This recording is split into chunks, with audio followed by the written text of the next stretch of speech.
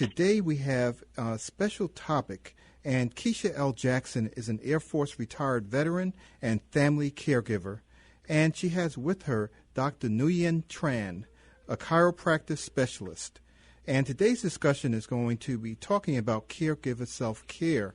So, you know, the caregivers themselves need some care as well, right? So, Keisha, why don't you take us away? Hi. Thank you, Dr. Arnold, and yes. Happy New Year. Happy New Year, yes. It's a much better year than 2021, 2020. Yeah. So 2020 is in hindsight. Yeah, I'm definitely believing that. Yeah. I wanted to have this topic on with Dr. Tran today. Often, like you talk about caregiving, caring for the caregiver is very, very, very important. Mm-hmm. And often when you're in caregiving, you don't get the opportunity to care for yourself. And a lot of times it isn't until after you have cared for the person that you're caring for that you realize that you didn't care for yourself. So I wanted Dr. Tran to come on. You see his bio is very extensive. Interesting. Mm-hmm. Yes. And I wanted him to talk a little bit about, caring for the caregiver, maybe some of the experience that he's had being a chiropractor in the field of it, being around caregivers, and just, different things like that to be able to provide some information to. Great. Yeah, with that, I'm gonna actually read his bio a little bit because he really has a very, very interesting bio. Mm-hmm. But Dr. Tran escaped from Vietnam by boat when he was 12 years old. After 4 years as a Vietnamese refugee in a camp in Hong Kong, he came to the United States. After high school, he received a bachelor's in biology, then attended National University of Health Sciences in Illinois. Dr. Tran acquired his certification in acupuncture, is proficient in spinal rehabilitation, and advanced chiropractic techniques. That is a remarkable history, Dr. Tran. So we are so lucky to have you. And maybe you can tell us what's this whole thing about the caregiver needs the care as well. Thank you, Keisha. Thank you, everybody, for having me today. Well, first of all, let me get myself introduced into my mother passed away from cancer 21 years ago. I was 24 years old, so I had to care for my mother for a while. But at that time, I was just a third-year college student, so I didn't know much about caregiving, and I went through a lot of emotional stress, and I had nobody to help me. And then also recently, I met Keisha, and also I am currently treating one of my friend's mother who had a massive heart attack last April. So she was she's paralyzed right now. She's in a wheelchair, and I actually had to come to her house to take care of her. And I noticed that she needs a lot of help, but at the same time, her caregiver, there's like three ladies that I see, alternate from day to day, and they in their 60s, and they need a lot of help because a lot of time they don't know how to care for themselves. The way they carry her, the way they transfer her from the wheelchair to the bed. Mm-hmm. I look at them, I was like, oh my God, you're going to kill yourself. You're going to hurt your back. So when Keisha talked to me about a caregiver, I think they are one of the ones that need the most help, and they don't get enough of it. Yes. Because, one of the things that we have to think about is when we start doing caregiving, we have to plan out for ourselves. It's not going to be in a couple of days, a couple of weeks. Sometimes it go on for months or years. Right. Yeah, and this sometimes happens. It happens suddenly, so it's not like you're going to get any training or a course in how to take care of your relative or friend or and it's being a caregiver that in the general population, people don't have that training, right? As they're trying to deal with this thing that just happened to pop up in their life, and now they don't know what to do. Absolutely. And like I said, a lot of time it had to do with guilt. Let's say, when you care for somebody and you get tired, you get fatigued, because you're like anybody. We all have 24 hours. We only have so much energy, and we all have our own issue to deal with. Yeah. Now you have to help an extra person and do everything for them. But then, in a way, at the beginning you use your adrenal gland, you push your like a saving, to help out. But then eventually you never recharge your battery, and then you drag on too long. Your body actually becomes physically and mentally exhausted.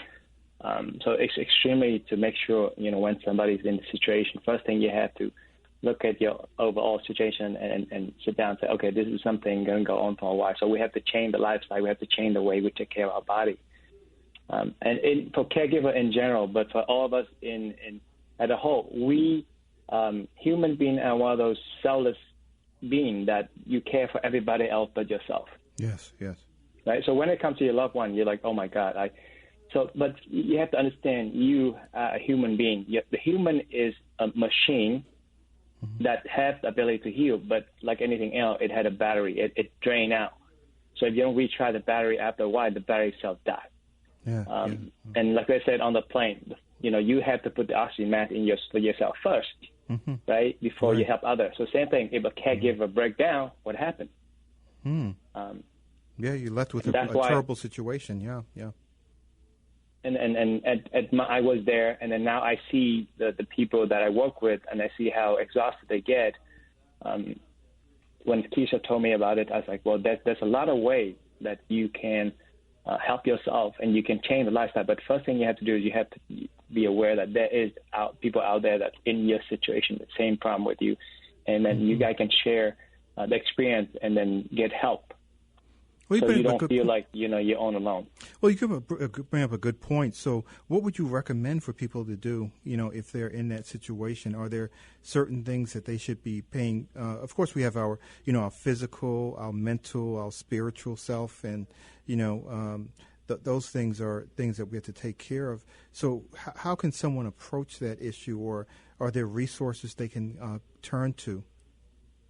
So first thing, it's actually three simple things we have to think about. First thing is nutrition.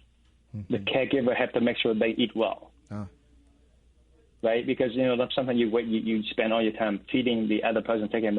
But if you're not, and you forget to eat, you forget to take care of yourself, and then when you get too tired, you just gulp in whatever you have, or what is convenient for you. And a lot of time that is not healthy and does not give you enough nutrients. Yes. So nutrition is the first thing. And just reflecting back, like when I was caring for my mom, that is so true because, my mom had inoperable lung cancer as well. Yes. And so a lot of times, and I always say you're just in it, and you're going. And then you would say, like, I'm going to get me something to eat. And then you realize you didn't even have time really to go shopping to get you anything to eat. Or you say, I'm going to run out and get some fast food, all of which is not healthy for you. And so it's this constant cycle that you're in of trying to care for that person and knowing that you need to care for yourself. And it could just become overwhelming and over inundating emotionally and physically. I was reading something that said that overexertion incidents were probably one of the leading claims in the healthcare system for, like, even frontline workers, from lifting people improperly, hurting their back. You get carpal tunnel, you get chronic back pain. And so while you're going through care for your loved one and doing all of these different things, a lot of times you just completely forget to care for yourself. So Dr. Tran, as he was saying, just kind of share some of the things that maybe even you talked about, like in terms of just posture and maybe some other things. Yes, absolutely. Yeah. So first thing we talk about nutrition. So eat well, sleep. You have to get a certain amount of sleep. And like I said, sometimes it's hard to get some sleep with caregiver, but then you can take a nap. But in my opinion, a nap is not something you can lay down for like an hour or 2 hours. So maybe 30-minute nap, just so that you have a quick chart of yourself. And then posture and exercise is extremely important. Now, when I say exercise, people are like, hey, Dr. Tran, I don't have time for myself. But yes, I have a way. I actually have a plan right in front of me. Because sometimes you say you're too tired to exercise, right? You don't need an hour at the gym. You don't need 30 minutes. All you need, I'll give you some example right here. Let's say, do you think anybody have time to do 10 squat, 10 push-up, and 10 jumping jacks every few hours? Yeah. Everybody can squeeze out the time. It takes you like, a minute, 2 minutes, right? Right. So break it up. Let's say, you have the morning come in, you have to take care of let's say your loved one in the morning. But before you get out of bed, you get up, you take care of yourself, and then personal hygiene. And then you can do, let's say, 10 push-up, 10 squat, 10 jumping jack right there and then. Oh, yeah. And then, you break it up to, like, say, let me do 3 times a day. So like 30 squat, 30 push-ups. So that's 30 So that's 90 a day, right? If you do that 5 days a week, a month, 30 days later, that's how you slowly get up, get some exercise in. Because your joint, your muscle, they all get so fatigued, but they need to move because that movement helps the joint supply itself with food and amino acid and fluid, so they help you work longer. So don't feel guilty just because you need some time to yourself. Yeah, and if you feel really stressed out, take a quick walk for 5 minutes, 10 minutes outside. You can afford it, but you have to you have to discipline yourself, that put in a schedule that I have to do some of it, somehow, somewhere in the day, I need some time for myself. Because like I said, we need a plan that you have to go through for months, not just like maybe a couple of days or a couple of weeks. Yeah, so that emotional part is really important too, right? Because it's an emotional drain too, and it can be really hard on you. And if you start getting depression, you naturally don't move as well as you would if you were, energetic and upbeat. And right. You're making me think about those. So there are like a lot of relaxation apps out there, and things that people can do just to get the mental stress off of that. And right. Yeah. But let's talk briefly about depression.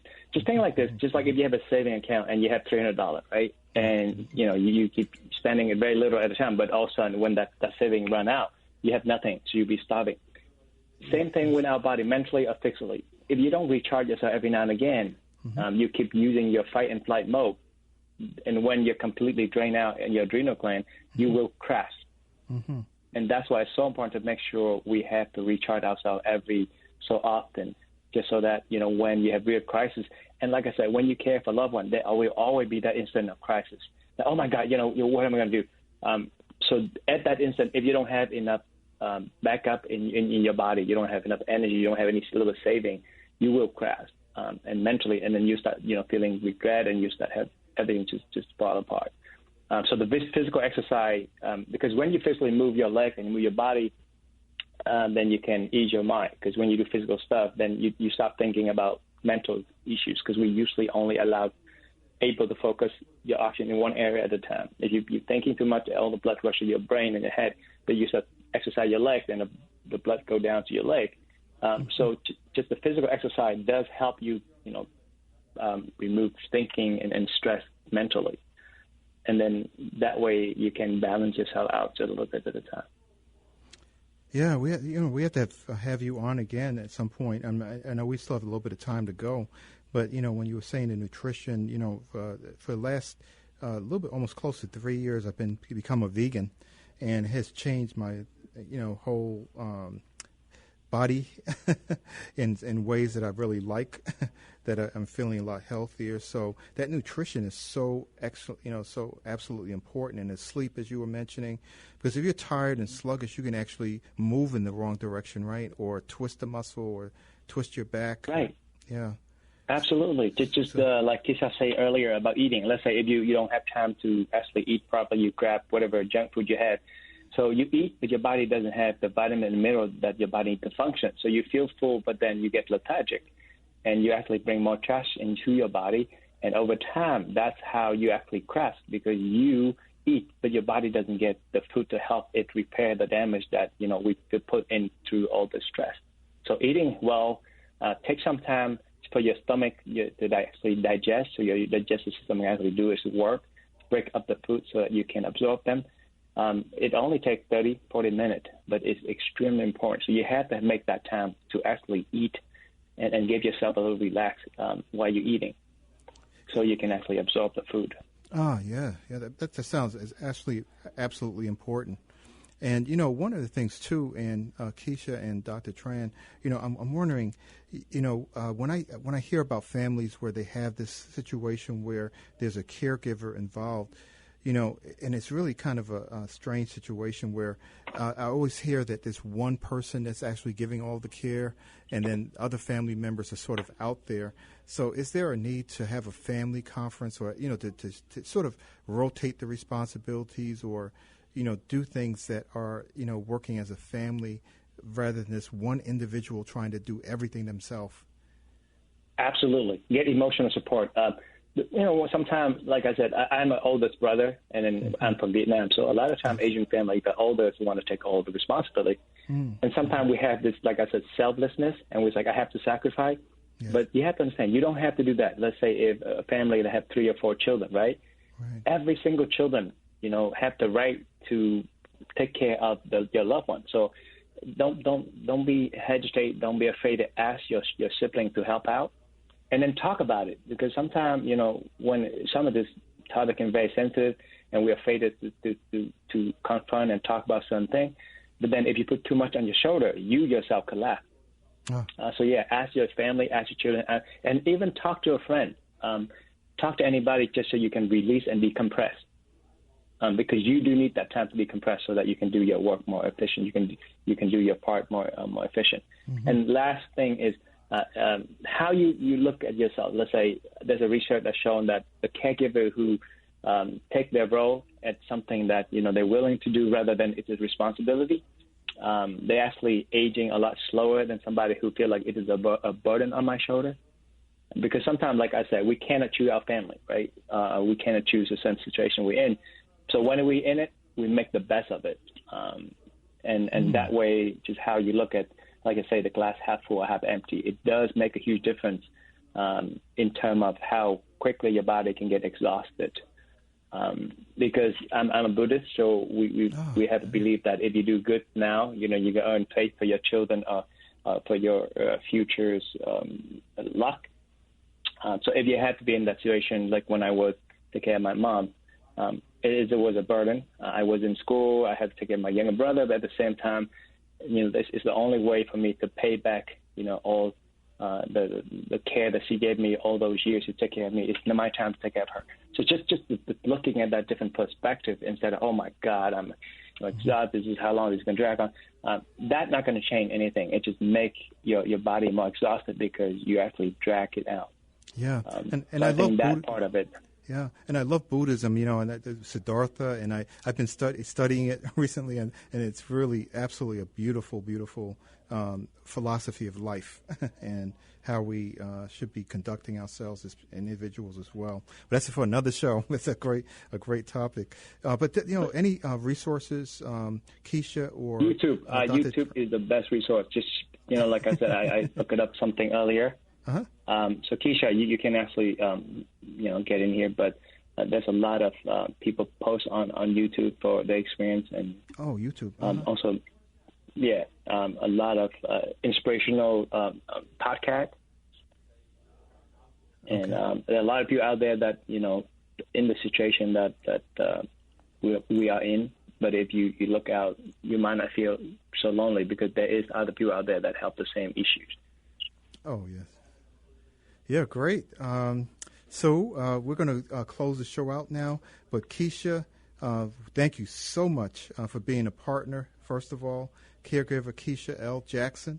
And thank you for bringing Dr. Nguyen Tran here. And we've got to have him back and you back because this is a very important topic. And a lot of our veterans, of course, were injured in wars, and their families had to deal with this on a daily basis. So it's good for you to be on and tell people how to contend with this issue. And with COVID now, we also have people with chronic diseases that are getting worse. So we have to make sure that we are doing things the right way. But any contact information for either one of you that you want people to know? Yes, my number is 703-573-4773 is my office number. And you can go to my website, www.oc-rc.com. Okay. It's Optimal Chiro Rehab Center. We're more than happy to help in any way we can. Okay. And also the other thing is you guys should definitely try acupuncture. It really helps with control emotional and even just basics physical balance of the body. Okay, thank you so much.